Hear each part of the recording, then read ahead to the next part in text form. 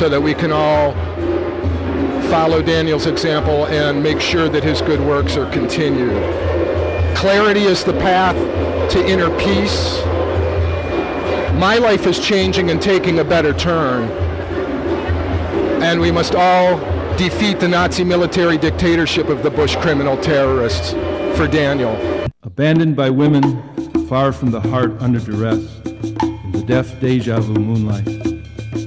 After the birth cries, the children spirited away into the thin air of strangers, their painted blue skies, their caverns of luminous handmade stars. And only to return to the road, the theater of the world, for the movement to make heaven and earth. Naked, imprisoned as if in a mirror, hungry, wanting to break through, the dream wounded, he bled into the headlines and the evening news.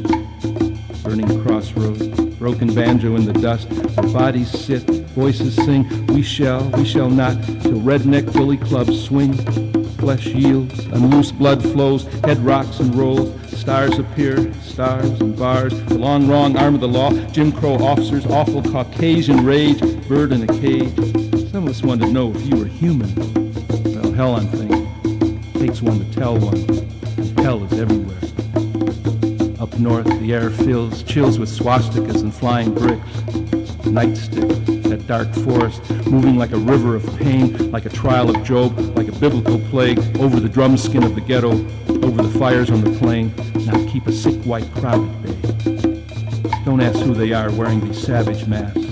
Just average is savage. Beaten back, driven from the edge of the crowd, they come back again, vulgar, loud, resilient as rope, full of hope as a lynch mob. Still the nightsticks do their job, keep us marchers on the move through the hostile neighborhood.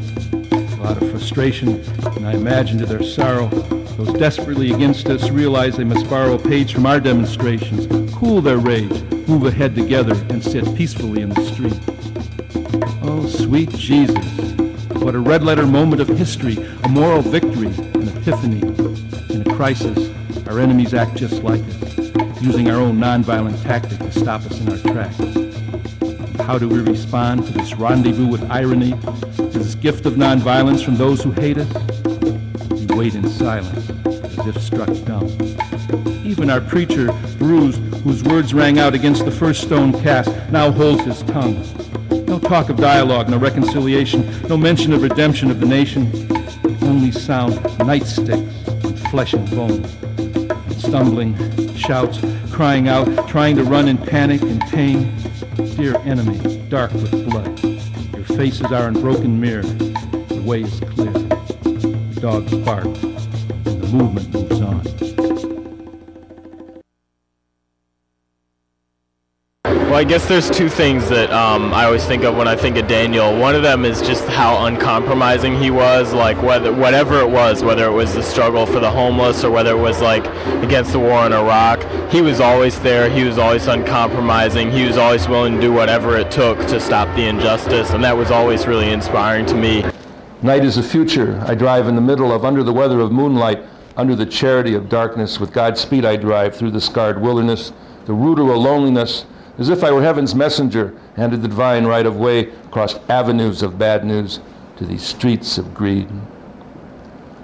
Night is the future. For the fugitives of day who lay their heads down where their feet have trod and hold in rough hands this day-old daily bread in a prison without walls, under stars they seldom see. Night is the future, a dream of a blind date our faith arranges between justice and love, under the weather of moonlight, under the charity of darkness. Hi, my name is Marty Gelfand, and I've known Daniel since I was about 8 or 9 years old. And Daniel was just a great guy. He was a funny person. Always, when I spoke to him, I always found some humor and some laughter in things he said, although oftentimes he spoke about things that weren't so humorous or laughable. He was very much involved in the plight of street people and homeless people and hungry people, and he did a lot to help. And oftentimes when I saw him, he was out distributing food or water, and his I just loved reading his poetry when I had the chance.